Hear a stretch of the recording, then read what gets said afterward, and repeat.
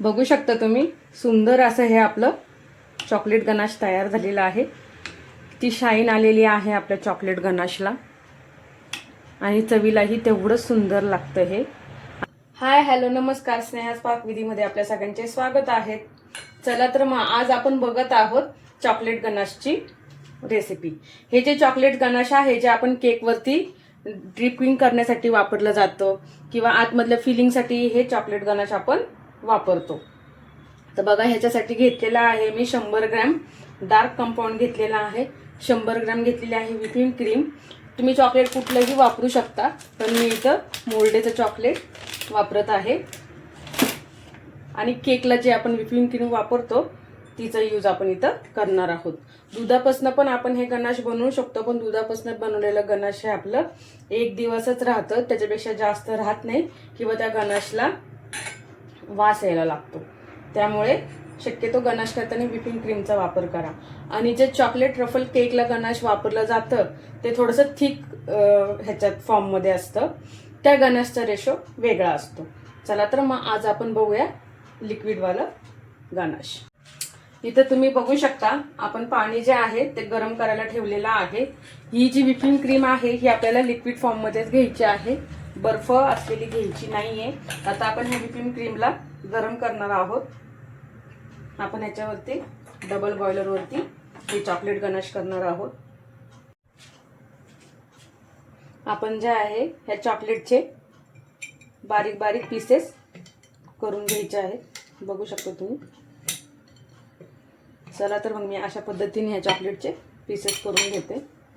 बघू शकता तुम्ही, आपण इथं चॉकलेटला कट करून घेतलेला आहे आणि आपली क्रीम ही जी आहे ती कोमट अशी झालेली आहे, बघू शकता तुम्ही। आता आपण ह्या क्रीम मध्ये हे चॉकलेट टाकायचं आहे।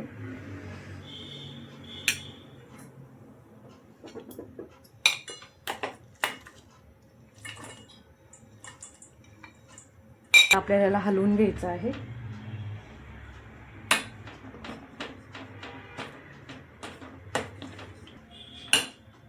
बारीक गॅस करून ठेवायचा आहे आपल्याला। तुम्ही बघू शकता आपलं चॉकलेट जे आहे ते चांगलं मेल्ट झालेलं आहे। आता ह्या चॉकलेट मध्ये आपण बटर घालायचं आहे, स्पून मी बटर घालत आहे। घातल्याने आपल्या चॉकलेटला एक छानशी शाईन येते, बघू शकता तुम्ही। असं आपण डबल बॉयलर वरती ठेवलेलं आहे, छानपैकी आपल्या केक चॉकलेट गनाशला शाईन येते आणि टेस्ट ही इन्हान्स होते, कारण ह्या बटर मध्ये थोडंसं सॉल्ट असतं, त्यामुळे अजून आपलं गनाश टेस्टी लागतं। आता तुम्ही बघू शकता जसं जसं बटर याच्यामध्ये मेल्ट होते तसं तसं आपल्या चॉकलेट गनाशला एक वेगळी शाईन आणि चमक आलेली आहे। डबल बॉयलर वरती चांगलं उकळून घेते किंवा मस्तपैकी त्याला छान असं पूर्णपणे मेल्ट झालं पाहिजे, त्याची टेस्ट ही खूप छान वाढते। बघू शकता तुम्ही, चॉकलेट गनाश आपलं तयार झालेला आहे। मस्तपैकी असं आपण ह्याला 5-1 मिनिटं छानपैकी ह्याला मेल्ट करून घेतलेला आहे। आपलं तयार झालेला आहे।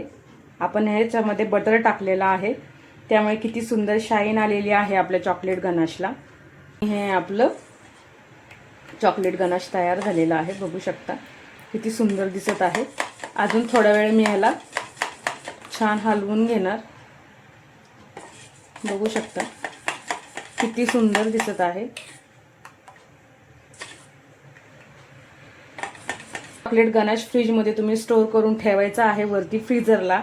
हे गनाश तुमचं 10 ते 15 दिवस आरामशीर राहतं आणि ज्या वेळेला आपल्याला केक करायचं असेल त्यावेळी हे गनाश काढायचं, त्याला नॉर्मल टेम्परेचरला आणायचं आणि मग ते गनाश आपण डबल बॉयलर वरती गरम करायचं। आणि मग आता हे जे चॉकलेट गनाश आहे ते आपल्याला गाळून घ्यायचं आहे, जे काही चॉकलेटचे कण वगैरे राहिले असतील ते निघून जातील आणि आपल्या केकवरती आपल्याला एकदम स्मूथ असं हे चॉकलेट गनाशचं डेकोरेशन करता येतं, बघू शकता तुम्ही। अशा पद्धतीने आपण हे गाळून घ्यायचं आहे।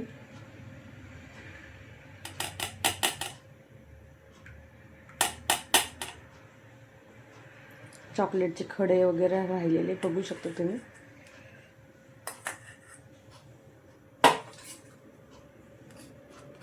बघू शकता अशा पद्धतीने राहिलेलं चॉकलेट वगैरे आपण हे सगळं